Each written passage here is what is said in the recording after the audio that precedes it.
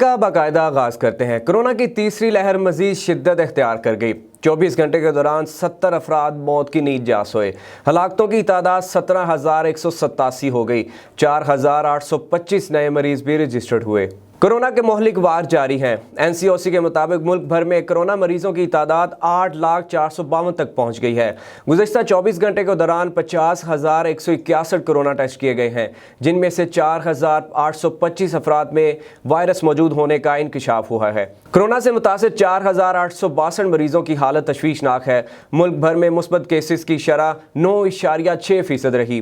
صبح پنجاب میں corona cases کی تعداد سب سے زیادہ 2,90,788، سندھ میں 2,78,545، خیبر پختونخوا میں 1,14,077 کیسز اور بلوچستان سے 21,443 کیس رپورٹ ہوئے ہیں۔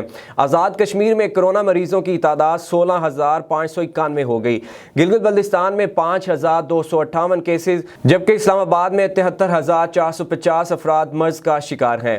گزشتہ 24 گھنٹوں کے دوران کورونا کے 4,234 مریض صحت یاب ہوئے ہیں۔ NCOC کے مطابق کورونا سے صحت یاب افراد کی مجموعی تعداد 6,94,046 ہو گئی ہے۔